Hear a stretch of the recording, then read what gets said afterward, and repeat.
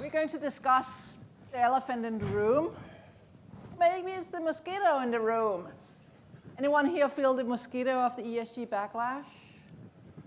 Yeah, one hand, oh, two hands. But you don't really dare to put up your hands, do you? Because this is the elephant in the room. I have one brave person in this room. That's being Eric. And before I ask you why you dare be up here with me, you know the drill from yesterday. Might be giving him my book, Stewards of the Future.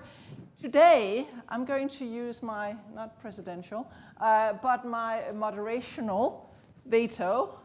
And whatever you decide, I decide something else. No, I decide probably the same as you do. So, Eric, we are going to talk about what's going on outside the windows here. Very good, very good. Tell me. Thank you so much for having me. And just starting off with the mosquito or the elephant in the room, and I've listened to some of the discussion over the last 2 days. If I got 5 different organizations here today and put you in a room together this afternoon and say, let's get to a common definition of ESG, EJ, DEI, CSR, you would struggle. You'd struggle. And I've seen that struggle in recent months. And much of the struggle is because we spend so much time focused on the brand, the verbiage, and we talk past each other. So step 1 is to get to clarity on common definitions. Step 2, our work can't be relevant unless it's tied to a set of values, which is critically important, and we often lose sight of that. And step 3, as your colleagues have been struggling with in recent days and months in the context of war, inflation, recession, our work must be relevant to our businesses. It has to be relevant. When I take on a new client, we don't start by talking about a philanthropic exercise or how this will be marketed. We have to understand how these businesses make money. And here, it's a global phenomenon, but let's just focus on the US. There's been, a democratization of economic, political, and social capital, and that's an irreversible trend. Just in the US, when you think that 89% of the population by the year 2050 will live in cities, and when you think that $37 trillion of wealth will pass from my parents' generation, my generation, to millennials or Gen Zs, we know that over the course of the next 10, 20 years, urbanization will continue. We know gentrification will continue, and that impacts all of our businesses. And so we have to think about our work in the context of making our businesses successful, or clients for many of you. I totally agree. And some of you have asked, am I working for Reuters? I'm not. Competent boards, we educate board of directors and business leaders like you, and I actually just came from one of those sessions. We had Erica Karp, and some of you might know Erica, saying, pay attention is one of the things. And that is exactly what you're also saying. We need to pay attention to what is really, and the first principle, what is it that really matters? In terms of companies and stay focused, because that is one of these things, pay attention. How do we stay focused on the core values and avoid being swayed by all of this political rhetoric, external pressure? Oh, you should do that. No, you should do that. How do we stay that course? This is a great question, Helene, and it's the one that I most commonly get from clients. First of all, for all of you, it's hard work. It is hard work. But the first thing you have to do is recognize the dissonance between political cycles and business cycles. You have to recognize that dissonance, and you have to understand. In my career, I've been blessed to work in politics and government. I've engaged journalists in the back of Air Force One. I've engaged the New York City Press Corps. Tough groups to navigate. But a political cycle is something that lasts 18 to 24 months. One. Two, it's driven by a series of financial objectives, often measured on a monthly basis, and then events, primaries, debates, but then it's over. It's over. And so the media and the influencers that cover that environment, they are working towards a zero-sum event. And you have to recognize the dissonance between what all of you have to do and what that is. You don't ignore it, but just don't be consumed by it. So you have a critical role in educating your clients on that tension, that dissonance. A business cycle, as you all know, lasts roughly 5 years. It's measured on a quarterly basis. It is, by definition, not transactional like politics. It's transformational, and it is not a zero-sum effort. It's incremental, and it builds over time. Too often, clients, they see, well, here's what's going on. Someone's indicted, or Wisconsin, or Chicago. I mean, just in the last 24 hours, how do I not get pulled? You have to be very disciplined, but first and foremost, recognize the dissonance between what's going on politically and what you have to accomplish within your business. How many here are from time to time getting a call and saying, now this happened, what are we going to do about that? You? Not that many of you. Or maybe it's the same. Well, they don't want to say. How can we give you all, I'm not for greenwashing, but a cheat sheet? Can we give a cheat sheet on how do you actually, how do you stay the course? What are those key elements to both have a successful from a, achieving profitability, because we know that, we can't be sustainable if not, but also sustainability. What are those key elements that we can say, put up in your cheat sheet? Sure. So, Hele, I'll use an exchange with a client that I recently had potential clients, and we don't disclose our clients, but someone in the energy sector, and fairly conservative individual. He's been in this space for about 20 years, and we were talking recently, and he was beating up on woke capitalism. I said, well, first, set aside the rhetoric. Set aside the rhetoric. Help me understand what you are trying to accomplish. Tell me about your business. And he said 3 things in the U.S. which I thought were fascinating. He said the grid in the U.S. Has been built over the last 100 years to serve commercial areas, right? Our downtowns. The grid over the course of the next 40 years must be focused on serving residential areas. Why? Because we're working there, we're living there, we're entertaining there, and we're going to be charging our vehicles there. And the grid today is not built for that function. I said, okay, I got that.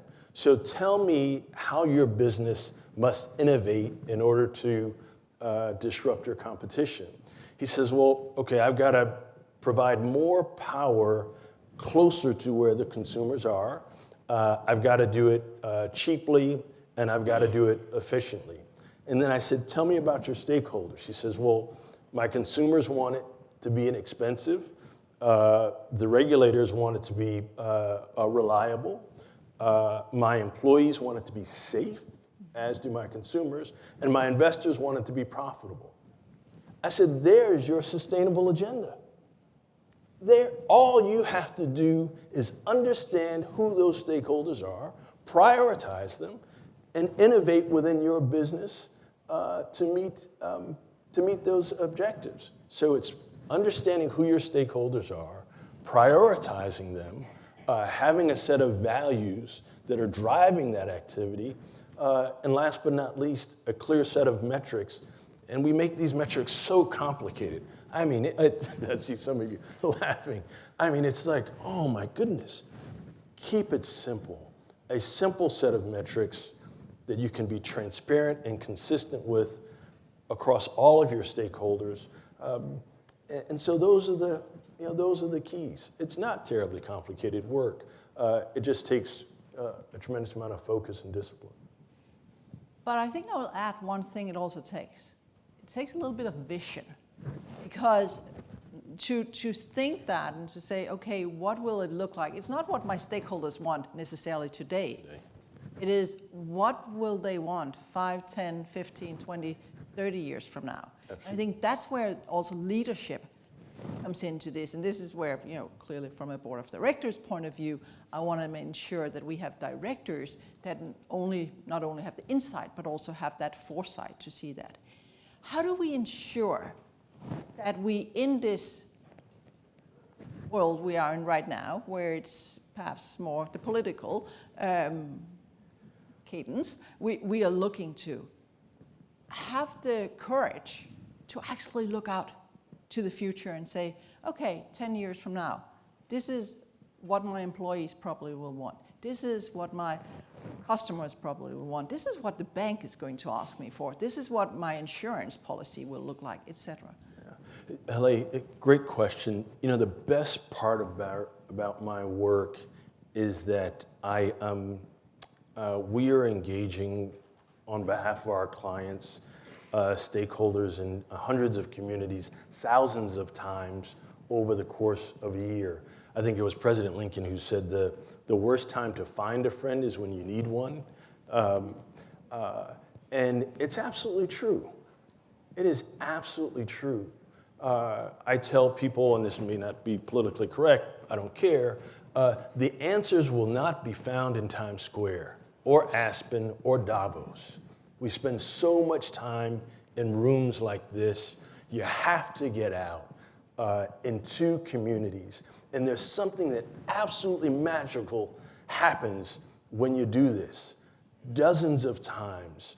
One, when you're asking someone versus telling someone, I don't care if it's institutional investors, employees, consumers, clients, when you're asking someone versus telling someone, it's a very different discussion.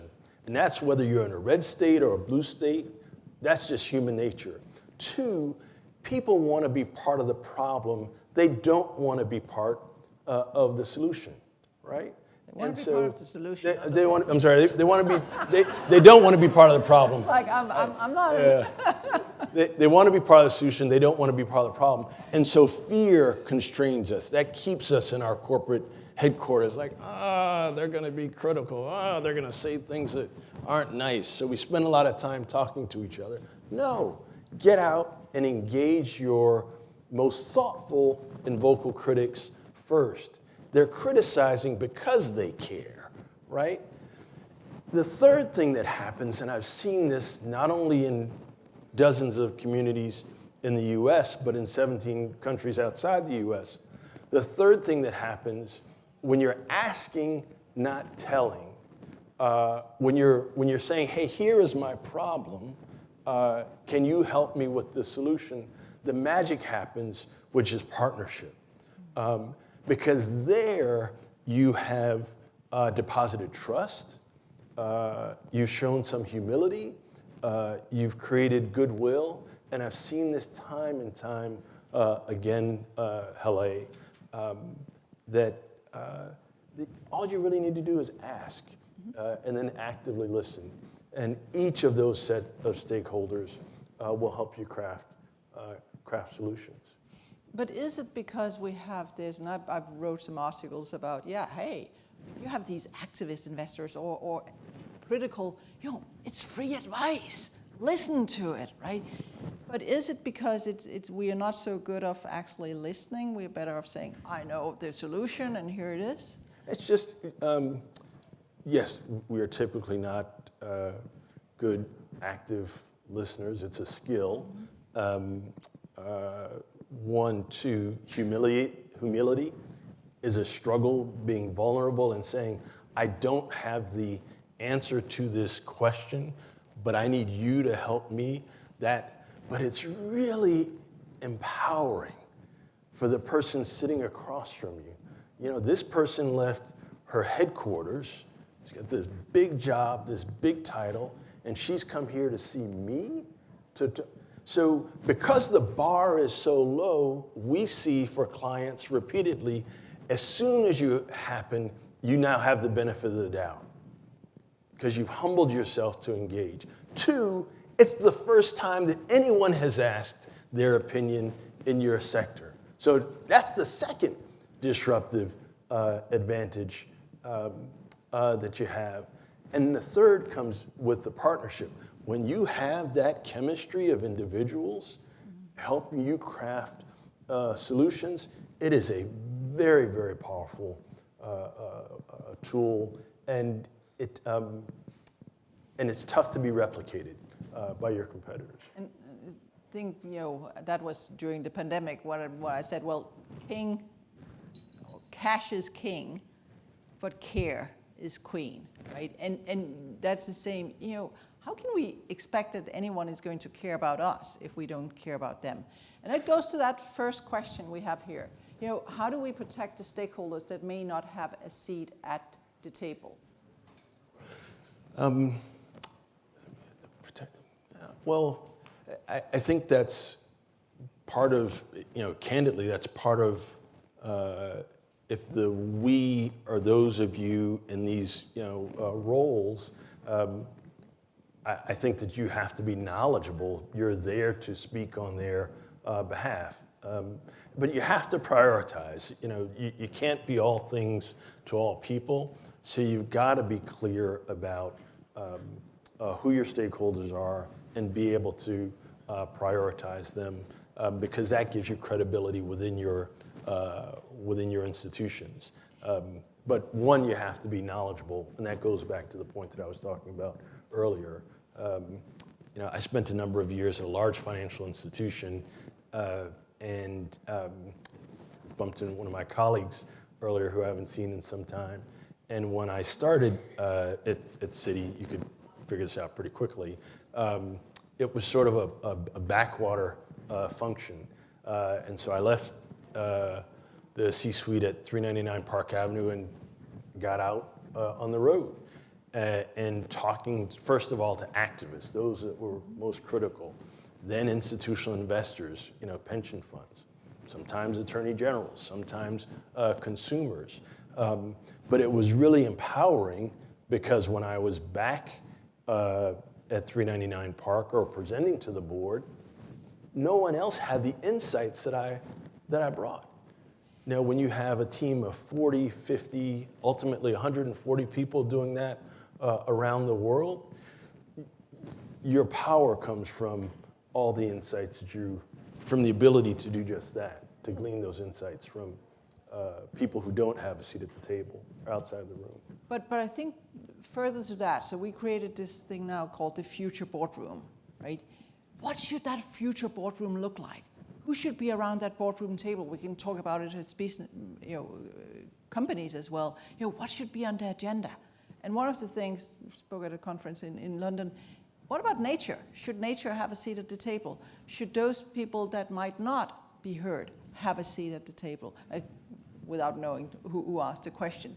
But how do we ensure that we get all of that insight? Is it GPT chat? Should we just ask? I just think you have to get out. It does not take a great amount of effort, and people will share so much with you simply by asking. I know this sounds very simple, and people will say, that I've just seen it hundreds of times in now 18 countries. It's just a very simple concept to get out. You have to be disciplined with your time and energy because you can't be everywhere. But you just have to get out and ask, and people will tell you. So we're back to, you have 2 ears and 1 mouth? Is that? Yeah, just actively listen. All the things your mother, father told you when you were little, just listen. It's not terribly complicated.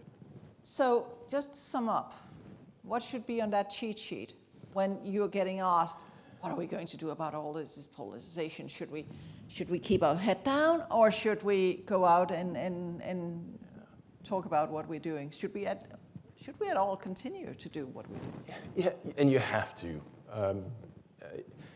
So don't keep your head down. And I know, again, war, recession, massive layoffs, many of your organizations are the first to be reduced along with other corporate staffs.